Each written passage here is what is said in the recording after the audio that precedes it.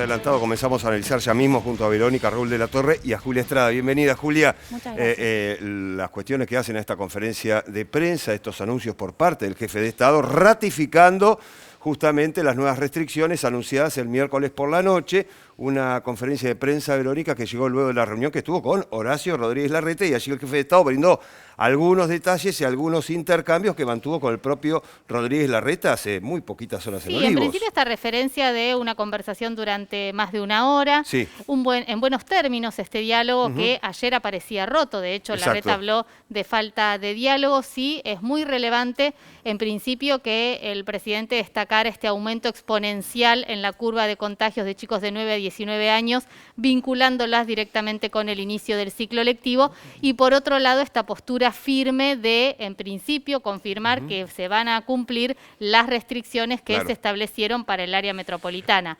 Ahora, hay que analizar, por otro lado, cómo queda esta relación con el jefe de gobierno porteño, con la ciudad de Buenos Aires, Raúl, porque este amparo que anunció Larreta iba a presentar, finalmente se concretó ante la Corte. Sí, y una alusión del presidente de la Nación a que tampoco es partidario de que estas cosas se resuelvan en la justicia, que se le tire a un juez el tema de tener que resolver algo. Advirtió que desde el punto de vista de él, tampoco la Corte le correspondería actuar en un conflicto entre la ciudad y la Nación, pero sobre todo la apuesta a restablecer el diálogo, la conversación y sobre todo en lo que es el enfoque de lo de hoy, la explicación que le da el gobierno nacional de una decisión que está tomada, que no se busca un consenso sobre algo para ver si está de acuerdo el jefe de gobierno nacional, sino que le comunica la decisión que está tomada, le da las explicaciones, y lo que vimos hoy, me parece, desde mi impresión, es con datos muy contundentes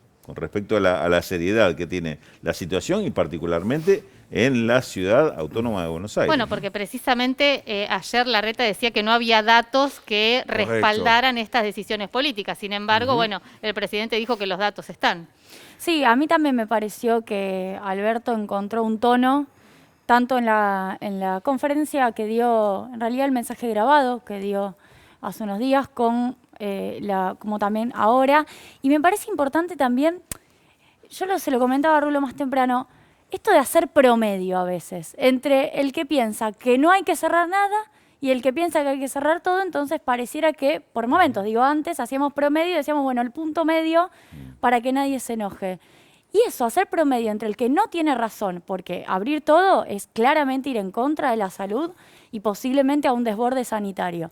Hacer promedio entre el que no tiene razón y el que tiene razón te deja en un lugar de indefinición y en donde vamos camino también a un colapso sanitario. Entonces la postura que tomó Alberto es la que hay que tomar. Miren, miramos los datos y lo que hay que hacer es tomar estas restricciones. Le expliqué, lo dijo claramente al jefe de gobierno de Ciudad de Buenos Aires, que esta es la decisión correcta. No voy a hacer promedio para dejar contentos. Esto funciona así y me pareció que también fue buena la comunicación, porque es una comunicación del presidente diciendo, esta es mi decisión. Fíjense que hace una alusión que creo que la tenemos para compartir al discurso de en las últimas horas de Angela Merkel. Exacto. La canciller, primera ministra de Alemania, que habla justamente de esto, de la necesidad de determinación, que estamos frente a un virus que no da tiempo, no permite dudar, no permite charlar sobre el tema, sino que requiere definiciones. Lo vemos, Raúl, lo tenemos. A ver qué decía Angela Merkel.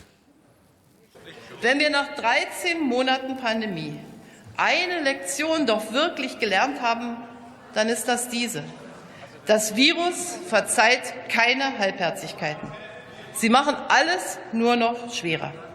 Das Virus verzeiht kein Zögern. Es dauert alles nur noch länger. Das Virus lässt sich nicht mit sich verhandeln. Es versteht nur eine einzige Sprache, die Sprache der Entschlossenheit. Wenn wir nach 13 Monaten... Bueno, el virus no perdona ningún titubeo, decía Julia, un poco lo que estábamos hablando y vos hacías hincapié recién, sí, ¿no? Me parece... Las cosas a medias que no terminaban en buen puerto, lógico. Exactamente, porque además empezamos en una especie de cálculo político, lo dijo Axel Kicillof. Acá Merkel está siendo diplomática y seguramente se refiere a su propia coyuntura en Alemania, claro. Está hablando de titubeos. Nosotros acá tenemos que hablar, y esto ya corre por mi cuenta, de cálculos políticos que está viendo del otro lado. Lo dijo Axel Kicillof, con mucha claridad, en donde no es solamente un titubeo, es yo quiero oponerme a las medidas del gobierno porque creo que en defensa de una supuesta libertad voy a retener algo de votos, lo cual es totalmente irresponsable. Bueno, de hecho, el presidente habló de decepción, dijo que se sintió decepcionado porque Larreta, mientras analizaban precisamente todos estos datos, recuerdan ustedes la semana pasada, esta reunión con idas y vueltas que finalmente no se concretó, Larreta firmaba este documento de la conducción de Juntos por el Cambio, rechazando restricciones que todavía no se habían anunciado. Bueno, esto también está vinculado precisamente con lo que dice Julia, poner una situación sanitaria extrema en términos de política electoral, ¿no? Exactamente. No solo en términos de política electoral, pero te agrego el tema de la especulación, de no quedar mal, a ver si algún sector se me pone en contra. Fíjate vos, algunos de los datos que se dieron son tan contundentes que inclusive algunos datos no eran conocidos. Por ejemplo, el tema de los contagios entre chicos de menores de 19 Bueno, habló de los cuadros, ¿no? Claro, de cuadros que te están mostrando la bueno, allí gravedad tenemos de la situación. uno de ellos, ¿eh? Ese es justamente el cuadro de los contagios. Cada rayita es una semana. Sí.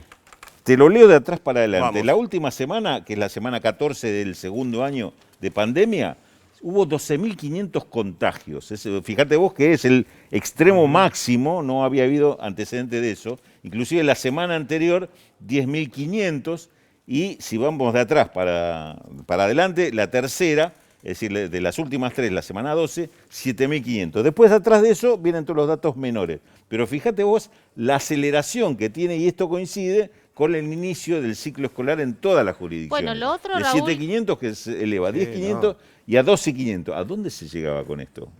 ¿Hasta cuánto iba a ser? No había techo ahí, Y ¿no? repito, son contagios claro, de menores de 19 años. Una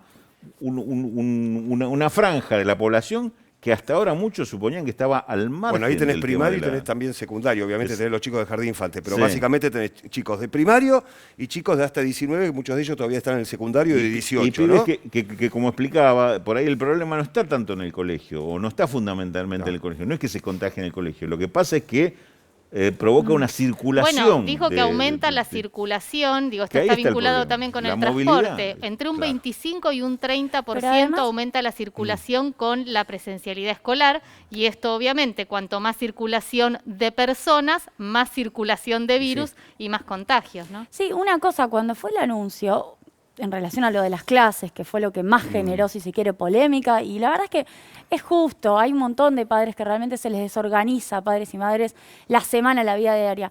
Ahora, a mí me llamó la atención que hubo gente que contaba por redes sociales, por Twitter, y decía, miren, mis hijos no están yendo finalmente, porque justo esta semana se explotó la burbuja. Otro contaba, bueno, esta semana retomaron, pero la semana anterior estuvieron sin clases. Ya empezaba a pasar una situación en la cual la virtualidad se había impuesto en muchos casos, no en todos, pero digo en muchos casos, precisamente porque cuando los contagios empiezan a llegar, tampoco iba a ser sostenible. Lo mismo pasa con la economía. Cuando te dicen, bueno, hay que cuidar la economía. Sí, pero si los trabajadores llegan contagiados a la fábrica, como pasa con Toyota, en Zárate, que finalmente tiene que suspender con trabajadores jóvenes contagiados.